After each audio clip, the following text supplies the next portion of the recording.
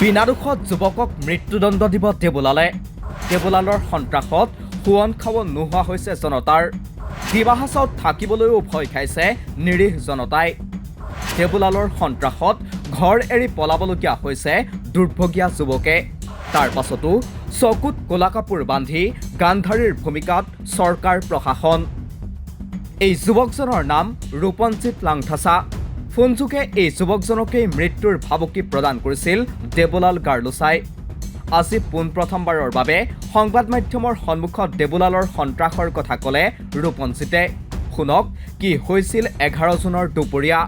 मेरा घर में 11 जून को 12:40 PM उस टाइम पे एक आदमी आया था।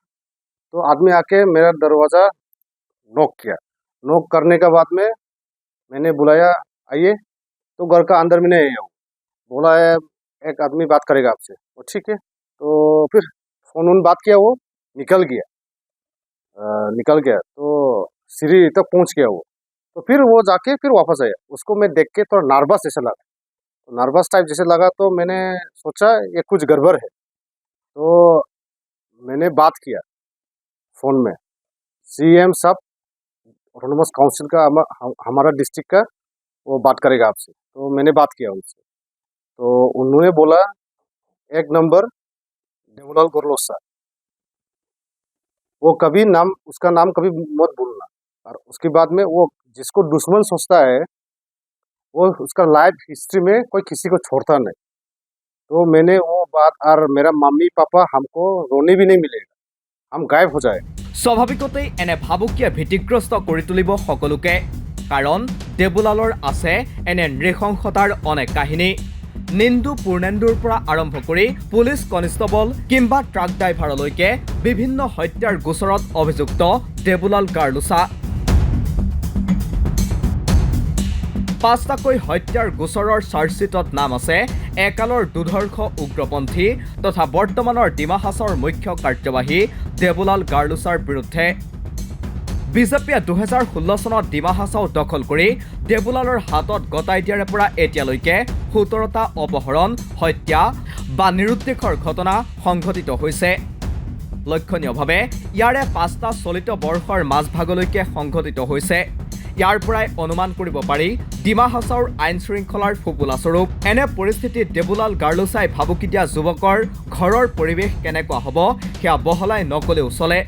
তথাপিও শুনক কেনে ভয়াৰ্ত পৰিস্থিতিৰ সৃষ্টি হৈছে ভুক্তভোগী ৰূপঞ্জিত আৰু তেওঁৰ পৰিয়ালৰ সৈতে। वो बात सुन के मम्मी तो उसी टाइम में मतलब बीमार का जैसा हिल गया, हो गया। अभी भी मेरे मम्मी बीमार ही हो गया, ना अच्छे से खा सकता ना सो सकता, ऐसा हालत हो गया। और मैं भी वहाँ डर के रहने के लिए डर लगा, क्योंकि हमारा डिस्ट्रिक्ट में देखो बहुत केसेस ऐसा होता है, कोई मिसिंग हो जाता है, आज तक भी जस्टिस नहीं मिलता। तो एक बहुत बड़ा आदमी, हमारा डिस्ट्रिक्ट का सबसे बड़ा आदमी का बात ऐसा हमको डायरेक्टली लाइफ थ्रेटनिंग दिया। तो उसका हिसाब से हम भी डर लग के बाकी आ गया। কিন্তু কিয় দেবুলাল গাৰ্লুছাই মৃত্যুৰ ভাবুকি প্ৰদান কৰিছে ৰূপঞ্জিতক? एक फेसबुक ऐप डिमा हासाओ बोल के हमारा वहाँ डिस्ट्रिक्ट का CM साहब को फेसबुक पोस्ट किया कोई किसी ने। इसीलिए वो CM साहब ने बोला मेरे को, वो हमको ट्रैक करता है, हमारा फ़ोन ट्रैक करता है, लोकेशन ट्रैक करता है। तो उसी हिसाब से वो हमको पता चला कि वो अकाउंट हम यूज़ करता है। हमने CM साहब को बोला, बार बार बोला कि हमको क्लियरली चेक करो, और चेक करके अगर गलती मिलता तो आई एम रेडी। लेकिन फिर भी CM साहब ने हमारे बात मानने के लिए रेडी नहीं। वो डायरेक्टली बोला आई नो आप ही है, आपको हम छोड़ेगा नहीं। ৰূপঞ্জিতৰ দাবী, কোনে ফেচবুকত ফেক একাউণ্ট চলাইছে সেই সন্দৰ্ভত হওক উচ্চ পৰ্যায়ৰ তদন্ত। প্ৰয়োজন হ'লে CBIৰ হতুৱাই তদন্ত কৰি শাস্তি দিয়ক দোষী ব্যক্তিক। কিন্তু তাকে নকৰি বিনা দোষতেই ৰূপঞ্জিতৰ দৰে যুৱকক দেবুলাল গাৰ্লুছাই মৃত্যুৰ ভাবুকি প্ৰদান কৰাৰ অভিযোগ উত্থাপন হৈছে। চৰ্চা চলিছে এনে পৰিস্থিতি কেৱল ৰূপঞ্জিতৰ লগতেই যে হৈছে এনে নহয়। ডিমা হাছাওত এতিয়া সৰ্বত্ৰে অৰাজকতা। কিন্তু তাৰ পাছতো গান্ধাৰীৰ ভূমিকাত অৱতীৰ্ণ হৈছে চৰকাৰ প্ৰশাসন। ডিমা হাছাওত দেবুলালৰ সন্ত্ৰাসৰ বিৰুদ্ধে সৰব হৈ উঠিছে কংগ্ৰেছ।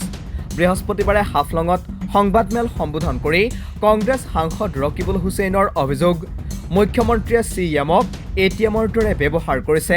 একফালে হিমন্ত বিশ্ব শৰ্মা মুখ্যমন্ত্ৰীয়ে কেৱল পুলিচ দি ৰাজত্ব চলাব বিচাৰিছে। কাৰ্বি আংলঙৰ CM আজি সকলোৱে CMতকৈ তেওঁলোকক হিমন্ত বিশ্ব শৰ্মাৰ ATM বুলি কয়। CMে যদি মানুহক গালি সপনি পাৰে, যদি এপাক গাইড কৰি দিয়া বুলি কয়, এফালে হিমন্ত বিশ্ব শৰ্মা মুখ্যমন্ত্ৰীয়ে কেৱল পুলিচ দি ৰাজত্ব চলাব বিচাৰিছে, ৰঙা চকু দেখাই মানুহৰ ঘৰ ভাঙি দিব বিচাৰিছে, আৰু আনফালেদি তেওঁ ডিমা হাছাওৰ CM, কাৰ্বি আংলঙৰ CM আজি সকলোৱে CMতকৈ তেওঁলোকক হিমন্ত বিশ্ব শৰ্মাৰ ATM বুলি কয়।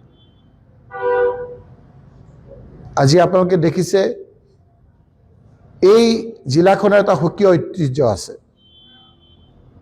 আমাৰ ইয়াত কয় যে যদি পৰিৱেশটো অলপ ভাল থাকে তেতিয়াহ'লে বাহিৰৰ টুৰিষ্টটো আহিব।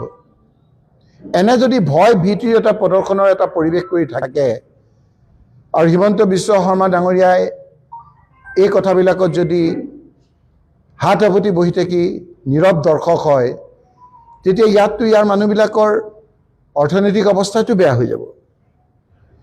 ডিমা হাছাওৰ এই জিলাখনৰ এটা সুকীয়া ঐতিহ্য আছে, ইয়াত ফুৰিবলৈ আহে, ইয়াৰ প্ৰাকৃতিক সৌন্দৰ্য দেখি আপোনাৰ বহুতে ভাল পায়, বহুতে আপোনাৰ ইয়াত ছুইজাৰলেণ্ড বুলিও কয় এটা সময়ত। ইয়াত হ'লে মানুহ আহিবৰ কাৰণে মন মেলিব, কিন্তু যি ধৰণৰ এটা পৰিৱেশৰ সৃষ্টি কৰিছে, CMে যদি মানুহক গালি সপনি পাৰে, যদি এপাক গাইড কৰি দিয়া বুলি কয়, কংগ্ৰেছ নহয় BJPৰ সতীৰ্থসকলকে তেওঁ ধমকি দিছে, কেবিনেট মন্ত্ৰীকে তেওঁ ধমকি দিছে, মহিলা মন্ত্ৰীকে ধমকি দিছে। আনহাতেদি ইয়াত আহি গম পালোঁ এতিয়া যে এনেকুৱা ফাইনেন্সিয়েল ক্ৰাইচিছ ডিমা হাছাওত কেতিয়াও হোৱা নাই। 300-400 কোটি টকা এতিয়া বকাই আছে, মানুহে পাবলগীয়া আছে, গোটেই উন্নয়ন স্থবিৰ।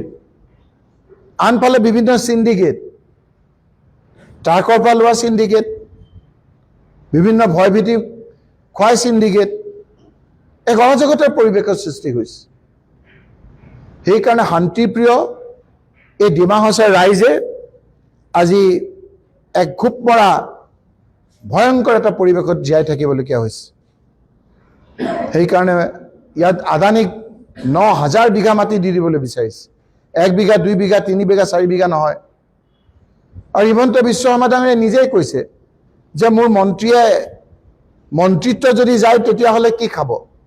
তাৰমানে তেওঁলোকৰ যে মন্ত্ৰিত্ব যাব সেই কথাটো ধৰি লৈছে। 2026ত তেওঁলোকৰ চৰকাৰ যে নাহে সেই কথাটো ধৰি লৈছে। আৰু সেইকাৰণে তেখেতসকলে মন্ত্ৰী গ'লে কি চলিব সেই কথাবিলাক এতিয়া চলাৰ ব্যৱস্থা কৰাৰ কাৰণে আদানী, আম্বানী এই লোকসকলক আমাৰ মাটিবিলাক দি দিবলৈ ওলাইছে। মই মুখ্যমন্ত্ৰী ডাঙৰীয়াক অনুৰোধ কৰিম যে ইয়াত যিটো অডিঅ' ভাইৰেল হৈছে সেই ভাইৰেলৰ ভিত্তিত ইমিডিয়েট কেছ ৰুজু কৰিব লাগে, আৰু যিসকলৰ এইটো কৰিছে ইমিডিয়েটলি এইটো আইনগত ব্যৱস্থা লৈ ৰাইজক স্বস্তিৰে নিশ্বাস পেলোৱাৰ এটা ব্যৱস্থা কৰিব লাগে। ভয় ভীতি যিটো ভয়ংকৰ পৰিৱেশৰ সৃষ্টি হৈছে সেই পৰিৱেশৰ পৰা পৰিত্ৰাণ দিব লাগে। নিউজ ডেস্ক ৰিপোৰ্ট, দি ক্ৰছ কাৰেণ্ট।